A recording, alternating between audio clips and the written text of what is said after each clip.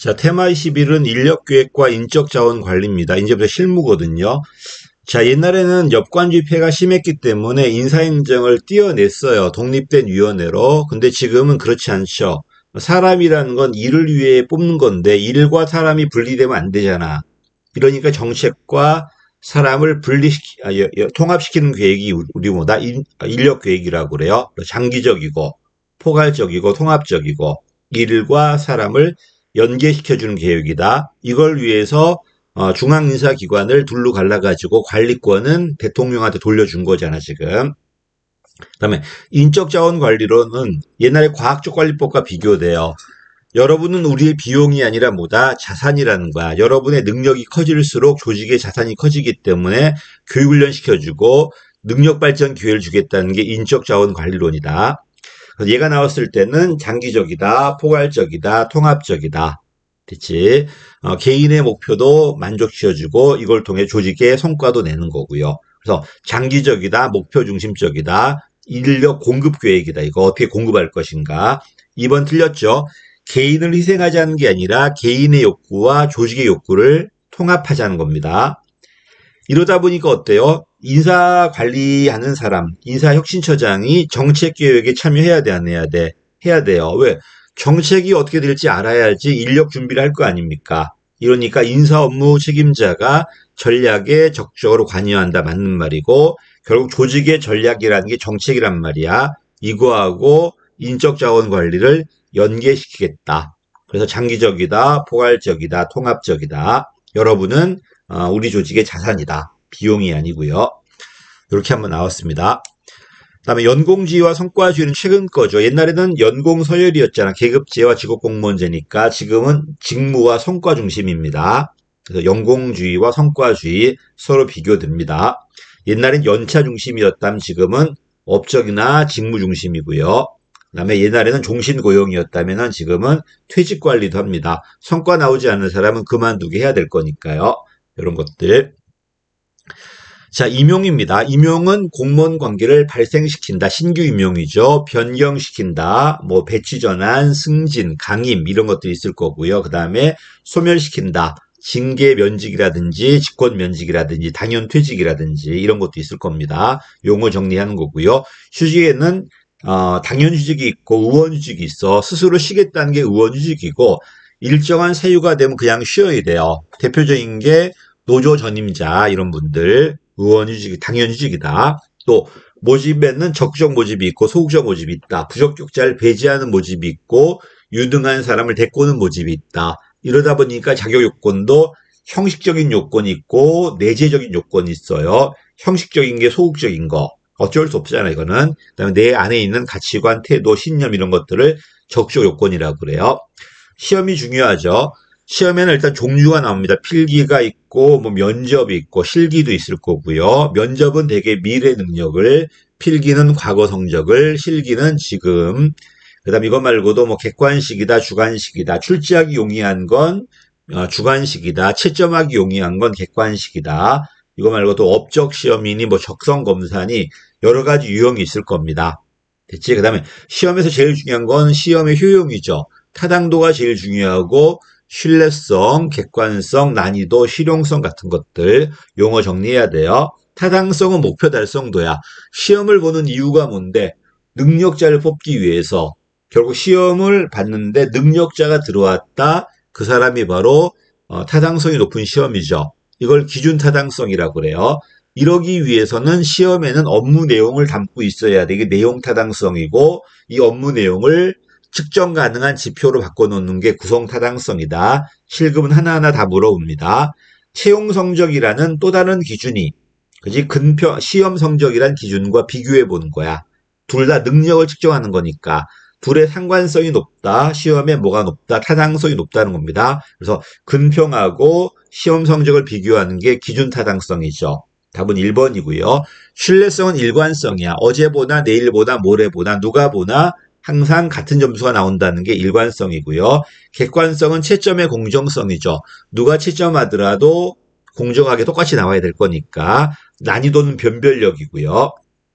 그래서 타당도가 목표 달성도라면은 시험의 일관성이 신뢰성이고요. 그다음에 채점의 공정성이 객관성이고 채점의 변별력이 시험의 변별력이 난이도, 그다음에 채점의 용이성이라든지 비용의 저렴성이 실용성이 될 겁니다. 답은 1번이고 거의 뭐 타당도만 나올 겁니다. 자, 그다음에 또 나왔네. 이 사람 뭐 했어? 시험 친 다음에 일정 기간 후에 1년 있다가 근평 비교했죠. 자, 시험이라는 능력 측정 기준하고 또 다른 근평이란 능력 측정 기준을 비교한 거잖아. 이걸 기준 타당성이라고 그래요. 여기 타당성밖에 안 나왔는데 답은 1번이죠. 또 신규가 먼저 치고 나중에 근평이 나왔기 때문에 예측 타당성이라고 그래요. 반면에 재직자한테 근평 치고 바로 시험 쳐버리면 동시 타당성이라고 그래요. 그래서 신규 채용자다, 재직자다 전부 다 기준 타당성이 안에 있다. 답은 1번입니다. 그 다음에 이제 면접 시험의 기준 나왔는데 이건 약간 좀 예외적인 문제였죠. 자, 시험 면접 보는 이유가 뭘까? 일단 전문성이 있는가 보는 거야. 두 번째는 네가 공직관을 갖고 있는가 보는 거예요. 그래서 면접 시험은 전문성하고 공직관을 보는 것이 너의 타인과의 대인관계 보는 건 아닙니다. 정신 자세는 공직관이고 전문성과 응용 능력은 전문성이고 예의 품행 성실성은 역시 공직관이겠죠. 대인관계 능력을 보지 않습니다. 답은 2번이 틀렸습니다. 정말 이런 게 또 나올지는 모르겠는데 어쨌든 대학 교재 그대로 있더라고요.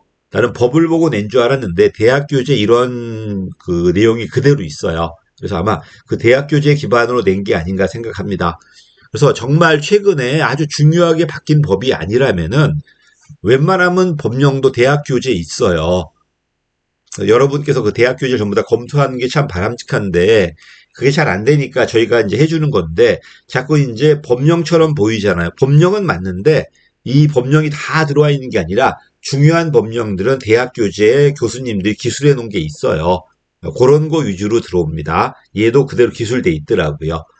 자, 어쨌든 답은 2번입니다. 이거하고 아무 관련이 없습니다. 그 다음에 15임용은 조심할 게 공무원이 되었죠. 근데 정규 공무원은 아닌 거예요. 예정자일 뿐이야. 일정 기간, 그 15기간 거친 다음에 통과했을 때 정규 공무원으로 임용해 주겠다는 겁니다. 그래서 시험의 연장선이라고 그러고요. 이 15기간 중에 잘리더라도 소총심사가 안 된다고 생각하시면 될 겁니다. 원칙적으로 신분 보장이 안 될 거니까요. 신규 공무원을 대상으로 하는 게 원칙이고 예외적으로 신규 아닌 사람도 있지만 원칙은 신규고요. 우리는 5년 이상은 5급 이상은 1년, 6급 이하는 6개월. 요거 끝나면 정규 공무원으로 이제 임용받을 겁니다. 신분 보장 문제만 주로 물어볼 거니까 거기에 초점 맞춰 보십시오. 그 다음에 이제 교육훈련입니다. 능력발전 들어왔어요. 능력발전 근평이 제일 중요해요. 그치? 걔가 제일 중요하고 교육훈련 나왔을 때는 주로 훈련 기법을 물어봐요. 훈련 기법. 교육장인가 직장인가 이걸 물어보고 강의식인가 참여식인가 체험식인가 여러분의 지식을 높이는 것인가 아니면은 지식 말고 가치관 태도를 바꿀 것인가 이렇게 물어볼 겁니다. 또 흐름도 물어봐요. 옛날 흐름이 교육장이었다면 지금은 직장으로 옛날 흐름이 강사 중심이었다면 지금 공급자가 아니라 수요자 중심으로 옛날 흐름이 지식의 전달이었다면 지금은 문제 해결 능력으로 액션 러닝 같은 것들 옛날의 흐름이 강의식이었다면 지금은 참여나 체험식으로 바뀌고 있다는 것. 그 다음에 용어 정리해야 돼. 워크아웃 프로그램이 뭔지 액션 러닝이 뭔지 뭐 이런 것들 용어 정리해야 됩니다. 자, 교육장과 직장을 물어봤네요. 사전에 계획된 대로 하기 쉬운 건 교육장이에요. 직장은 일하면서 하다 보니까 계획된 대로 안 돼요.